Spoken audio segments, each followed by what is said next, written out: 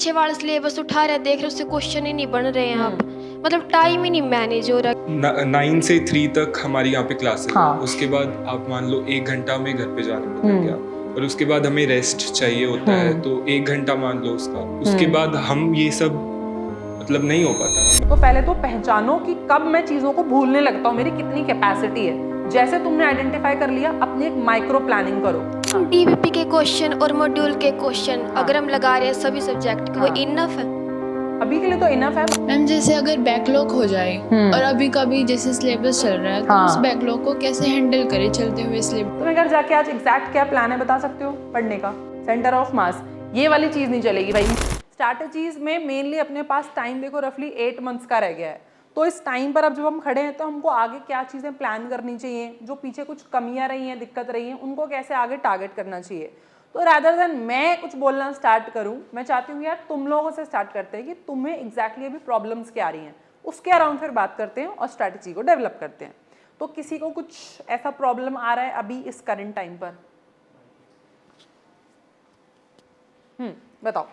Ma'am जैसे concept तो clear होता है अच्छे से, खुद से जब क्वेश्चंस करते हैं तब हो भी जाते हैं, लेकिन कभी दंगल होता है या फिर टेस्ट में होता है तो वहाँ पे एक नर्वसनेस के चक्कर में उस टाइम पे वो उस मोमेंट पे क्वेश्चन गलत हो जाता है और आके जब दोबारा देखते हैं तो स्ट्राइक होता है हाँ ये गड़बड़ कर दी, इसकी वजह से मार्क्स कट जाते हैं मैम। ओके, मतलब तुम्हें लगता है कि सिली मिस्टेक करके वहाँ पे आ यस मैम, काफ़ी बार। Yes ma'am. तो देखो यार, अगर किसी के साथ ऐसी प्रॉब्लम हो रही है ना कि तुम्हें लग रहा है मैंने सब कुछ पढ़ा हुआ था मैम, बट क्वेश्चन पेपर जब देखता हूँ तो दिक्कत हो जाती है। और इस साल का नीट का एग्जाम तो इसमें सबसे बड़ा एग्जाम्पल है भाई। फिजिक्स का पेपर देख के हाथ पैर फूल गए हैं बच्चों के, और आगे का पेपर इजी था, आता था। तो अगर ये दोबारा हो गया तो क्या करेंगे? तो इस टाइम पर हमको ट्रेन करना है खुद को, use it as a training. जैसे एक बगुला होता है ना, वो क्या करता है, एक फिश को अगर पकड़ना होता है, देखा है किसी ने कभी बगुले को देखा है? वो एकदम ऐसे स्टैचू की तरह खड़ा रहता है और तुम्हें लगेगा कि ये तो स्टैचू ही है, शायद प्लास्टिक का बना हुआ है। वो वेट करता है कब किस टाइम पे निशाना लगाना है।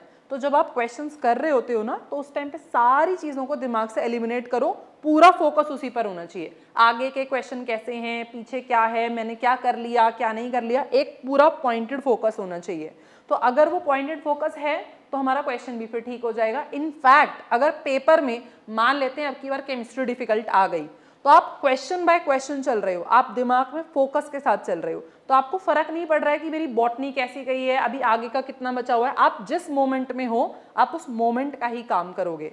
पर ये चीज़ एक दिन में नहीं आती है, ये ट्रेनिंग के साथ आती है। तो बगुले ने ये चीज़ जो है ट्रेन करके खुद को सीखा होता है, रैदर देन कि उसको आज बोला कि खड़े हो जाओ चलो और फिश पकड़ लो, वो नहीं कर सकता ऐसा। तो उसकी ट्रेनिंग हमको लेनी पड़ेगी। तो ये धीरे धीरे इनकॉर्पोरेट करो अपने अंदर। और किसी को लग रहा है कि इस टाइम पे ये मैम चैलेंज और बढ़ता जा रहा है, कोई और चीज़ ऐसी? मैम जैसे अब प्रेजेंट में जो सिलेबस चल रहा है वो कर रहे हैं हम साथ साथ, और साथ साथ टेस्ट भी हो रहे हैं। अगर हम पीछे वाला सिलेबस उठा रहे हैं देख रहे उससे क्वेश्चन ही नहीं बन रहे हैं आप, मतलब टाइम ही नहीं मैनेज हो रहा। कितना टाइम मैनेज नहीं हो रहा है। नहीं हो रहा। मतलब अभी जो पढ़ा, जो मैम ने अभी करंट चैप्टर पढ़ा है, हमें आता है, पर हमको मैम तीसरा या पिछला चैप्टर पूछोगे तो हम भूल जाते हैं। यही हो रहा है ना? यस। इसमें सबसे बड़ी, हाँ बोलो बोलो। मतलब हम पूरा प्रॉपर प्लान करते हैं, जैसे कि हम एक दिन में सारे सब्जेक्ट तो रिवाइज कर नहीं सकते। तो हम प्रॉपर कि 2 सब्जेक्ट हो जाएं, 1 सब्जेक्ट हो जाए, ऐसे करते हैं और वो पूरा वीक का प्लान बन जाता है। पर फिर वो प्रीवियस वाला इनकॉर्पोरेट करना कि वो भी हम रिवाइज करते रहे साथ साथ, वो फिट नहीं बैठता। वो टाइम नहीं मैनेज हो पा रहा है कि मैम 9 से 3 तक हमारी यहाँ पे क्लासेस है। उसके बाद आप मान लो 1 घंटा हमें घर पे जाने पे लग गया और उसके बाद हमें रेस्ट चाहिए होता है, तो 1 घंटा मान लो उसका। उसके बाद हम ये सब मतलब नहीं हो पाता मैनेज उसमें। मतलब रिवीजन का टाइम कैसे फिर निकालें वो नहीं समझ में आ रहा है कि पिछले वाले चैप्टर्स को जो अभी चल रहा है उनके साथ कैसे मैनेज करें। ठीक है, देखो मैं समझ गई तुम लोगों की क्या प्रॉब्लम है कि जब रिवीजन करने की बारी आ रही है ना, आप रिवीजन की फ्रीक्वेंसी थोड़ी सी बढ़ाओ। यहाँ पे दिक्कत होती है हम प्लानिंग ढंग से, तुम कह रहे हो कि हमने प्लानिंग करा हुआ है मैम, बट उसमें भी एक माइक्रो प्लानिंग की जरूरत होती है। वी एज अ टीचर आपको पढ़ा सकते हैं बढ़िया से, पर लेकिन बीच बीच में क्या होता है ना, मैं चौथे चैप्टर पे चल रही हूँ, टीचर की भी एक लिमिटेशन है कि हम वापस जाके फर्स्ट चैप्टर दोबारा नहीं करा सकते। बट आपको तो पता है ना कि यार मेरी एफिशिएंसी जो है याद करने की वो बहुत कम है, मैं तो हर दूसरे दिन ही भूल जाता हूँ। मतलब तुमको रिवीजन का जो शेड्यूल है वो काफ़ी टाइट बनाना पड़ेगा कि हर दूसरे दिन में मैं रिवाइज करता हूँ। पर लेट्स से इसको एक चैप्टर है वो रिवाइज करने में दिक्कत नहीं हो रही, इसको आराम से होता है, याद रह जाता है वो, तो ये चाहे तो एक हफ्ते के अंदर भी कर सकती है। तो वो आपका अपना खुद का कस्टमाइज्ड होगा। तो पहले तो पहचानो कि कब मैं चीज़ों को भूलने लगता हूँ, मेरी कितनी कैपेसिटी है। जैसे तुमने आइडेंटिफाई कर लिया, अपनी एक माइक्रो प्लानिंग करो। हर चीज़ के ना छोटे छोटे नोट्स होने चाहिए तुम्हारे पास कि अब मुझे ये करना है, कल मुझे इस चीज़ का रिविजन करना है। जब वो पूरा टारगेटेड होगा ना, तुम्हारे सामने दिखेगा, तब गोल्स जब क्लियर होते हैं तो उसको अचीव करना उतना ही ईजी हो जाता है। अभी हम वेगली सोच रहे हैं कि आज मुझे घर जाके ये पढ़ना है, फिर ये चीज़ें मैनेज करनी है, बट अगर मैं पूरा टाइम का हिसाब लगाऊं, जैसे रफली अभी 8 महीने बचे हैं, तो हम जो सिलेबस करंटली कर रहे हैं वो तो करना ही है, पिछले मान लो 4 चैप्टर है या 8 हैं, उनको मुझे करना है। तो वो टारगेट के साथ लिखो कि इस हफ्ते में मैं कैसे इनको मैनेज कर पाऊंगा। एक ही दिन में पूरा चैप्टर करना, बिग नो। छोटा छोटा टॉपिक करना, वो हम कर सकते हैं। तो मैं अगर तुम्हें बोलूं बायोलॉजिकल क्लासिफिकेशन का आज घर जाके मोनेरा पढ़ लो, डुएबल डुएबल। मैं बोलूं पूरा चैप्टर पढ़ लो घर जाके आज, उसका नहीं हो पाएगा। तो ये वाला जो काम है ना, आपको थोड़ा सा एफिशिएंसी के साथ करना पड़ेगा कि प्लानिंग हमारी कितनी स्ट्रांग है। तो एक बार अपनी अपनी प्लानिंग के ऊपर थोड़ा गौर करो कि हम कैसे उस चीज़ को प्लान किए। कुछ तो वहाँ पर मेजर फॉल्ट है, और अगर लग रहा है कि हमसे प्लानिंग हो नहीं पा रही, गड़बड़ हो रही है, आप प्लीज़ टीचर्स की हेल्प लो, ठीक है, जो आपके पास यहाँ अवेलेबल होते हैं, या आपको लग रहा है 1-on-1 कनेक्ट कर रहे हैं कि मैम ये प्लान नहीं हो पा रहा है, ये देखकर मुझे बता दो कि उसमें कुछ गड़बड़ है क्या। मेजर फ्लॉ वहीं पर रहता है मेनली। एक दूसरी चीज़ और स्ट्रैटेजी से रिलेटेड यार, ये जो टाइम अभी अपने पास रह गया, तो एज पर द टाइमिंग आप लोगों को टिल दिसंबर या फिर मैक्सिमम जनवरी तक मेन टास्क हमारा रहेगा, हमें सिलेबस को कंप्लीट करना है। तो फर्स्ट टास्क हम ये लेके चलते हैं, हम सिलेबस को पूरा करेंगे, मेन टास्क। दूसरा टास्क ये कि हम सिलेबस के साथ साथ एक काम तो हम ये कर ही रहे हैं कि हम लोग अपना सिलेबस पूरा करें, साथ में हम लोग क्वेश्चन की प्रैक्टिसिंग भी कर रहे हैं। पर अब मैम हमने जेनेटिक्स का चैप्टर पढ़ा और मैंने ना उस पूरे टाइम पर उसको पढ़ते हुए 1000 क्वेश्चन बना दिए। कितने क्वेश्चन बनाए? 1000 क्वेश्चन बनाए। बट अब जब एग्जाम आएगा अपना मई में, या उतना टाइम ड्यूरेशन होगा, उस बच्चे ने कुछ भी बीच में और सॉल्व नहीं किया कि मैंने तो भाई 1000 क्वेश्चन करके बैठा हुआ था। तो क्या ये एक सही स्ट्रैटेजी है बोलो? क्योंकि एक टाइम पे 1000 की मेहनत करी पर बीच में पूरा गैप छोड़ दिया उसने, वो बिल्कुल खराब स्ट्रैटेजी है। सिलेबस को कंप्लीट करने के साथ साथ क्वेश्चन को बार बार प्रैक्टिस करना भी उतना ही इंपॉर्टेंट है जितना जरूरी है कि हम अपने सिलेबस को आगे खींचते चलें। तो ट्राई करो, जब भी आप सिलेबस को आगे तो बढ़ा ही रहे हो, टेस्ट इसीलिए तो बनाए गए हैं कि आप पुराने पार्ट के क्वेश्चंस को उठा के देखो बार बार। तो करंट का कर रहे हो, पुराने पार्ट को उठाओ। तुम्हें लग रहा है कि वो पिछला जो चैप्टर था मैं भूल गया हूँ, क्वेश्चंस उठाओ, उनको रिकैप करो, वापस से बनाओ। लग रहा है नहीं बन रहे मुझसे ये क्वेश्चन, तब एनसीईआरटी का वो पेज एग्जैक्ट खोलो, वहां से उसको रिवाइज करो। तो लेट्स से आपको आज सर इक्विलिब्रियम पढ़ा रहे थे, 3 महीने बाद तुमसे वो क्वेश्चन नहीं बन पा रहा है, तो क्या तुम एनसीईआरटी या सर का जो भी वो बताया हुआ कॉन्सेप्ट था, उस एक पेज को खोलकर देख लेने में कितने मिनट लगेंगे हमको? जब क्वेश्चन बनाया तुमने तो कितने मिनट लगेंगे? हार्डली 10 मिनट्स लग जाएगा, मैक्सिमम लग जाएगा कि सर ने क्या बताया था, मैंने क्या किया है। पर दूसरी तरफ एक बच्चा है जो पूरा इक्विलिब्रियम का चैप्टर उसी के बदले पढ़ने के लिए बैठ गया, टाइम वेस्ट हुआ। टाइम वेस्ट क्यों हुआ? क्योंकि उसको पूरे चैप्टर में दिक्कत नहीं थी, उसको एक स्पेसिफिक पार्ट में दिक्कत थी। तो यहाँ पर ज़रूरत है कि हम थोड़ी सी जो अपनी प्लानिंग है, जो काम है ना, हार्ड वर्क मत करो ज़्यादा, थोड़ा सा स्मार्ट वर्क करो, उसकी हमको थोड़ी ज़्यादा ज़रूरत है। तो पहले दिसंबर और जनवरी तक अपना टारगेट क्या रहने वाला है कि हम अपना सिलेबस को पूरा करेंगे टिप्स पे। साथ साथ हम क्वेश्चंस उस चैप्टर के ही नहीं कर रहे हैं, हम पुराने वाले चैप्टर के भी क्वेश्चंस को बीच बीच में प्रैक्टिस करते हैं और टॉपिक वाइज करते हैं, ना कि हम एक ही दिन में सारे चैप्टर कर देते हैं। प्लस जब ये टाइम पूरा ओवर हो जाएगा, उसके बाद का जो हमारा मेन टास्क होगा केवल 2 होंगे, हमें बस revision, mock test, revision, mock test, revision, mock test, यही करना है। तो जब तक टाइम है सिलेबस को पूरा टिप्स पे कर लो। तो ये वाला टाइम आपकी जितनी भी एनसीईआरटी है, उस एनसीईआरटी को एकदम ग्रिप करने का है, ये वाला टाइम इसके लिए यूटिलाइज करना है। मॉक टेस्ट या टेस्टिंग अभी भी हो रही है, पर जो फाइनल टाइम पे टेस्टिंग होगी वो फाइनल डिसीजन दिखाएगी कि यार तुम्हारी पूरी तैयारी कैसी थी या कैसी नहीं थी। तो एक छोटी सी स्ट्रैटेजी या एक चीज़ आप यूज़ कर सकते हो कि अभी का टारगेट शुड बी सिलेबस का कंप्लीशन एंड क्वेश्चन की प्रैक्टिसिंग, जिसके साथ में रिवीजन हमने इंक्लूड करके रखा हुआ है। और बताओ यार, किसी को और कुछ ऐसी समस्याएं आ रही हैं तो, या और कोई प्रॉब्लम ऐसी आ रही है तो? क्वेश्चन की प्रैक्टिस कैसे करें, लाइक टॉपिक वाइज या फिर पूरा चैप्टर कंप्लीट होने के बाद सारे एक साथ? देखो टॉपिक वाइज भी कर सकते हो, डिपेंड्स आपकी एफिशिएंसी कितनी है। तो टॉपिक वाइज अगर करते चल रहे हो तो थोड़ा सा जल्दी जल्दी हो जाएगा, पर तुम पूरे चैप्टर का वेट होने के बाद करोगे तो हो सकता है तुम 6 दिन बाद टीचर का चैप्टर खत्म हुआ और उस बीच में तुम्हें वो फर्स्ट पार्ट के ही क्वेश्चंस नहीं बन पा रहे हैं। तो इट्स बेटर कि टॉपिक वाइज आप उनको साथ साथ में करते चलो, वही क्लियर करते चलो। बाकी अपनी अपनी छोटी छोटी डायरीज बनाओ, डेली के गोल्स जो होते हैं एकदम क्लियर होना चाहिए। मतलब मैं आपसे ये पूछूं बेटा अब घर जाके तुम्हें क्या पढ़ना है, क्या पढ़ना है, क्या पढ़ना है मोनेरा किंगडम पढ़ना है, क्योंकि बॉटनी की मैम खड़ी हुई है। तुम्हें घर जाके आज एग्जैक्ट क्या प्लान है बता सकते हो पढ़ने का? सेंटर ऑफ मास, ये वाली चीज नहीं चलेगी भाई। मुझे मैम इतने क्वेश्चन लगाने हैं, मुझे ये वाला पार्ट रिवाइज करना है, इतने पेजेस मुझे यहाँ से रीड करने हैं, एकदम क्लियर कंसाइज होना चाहिए।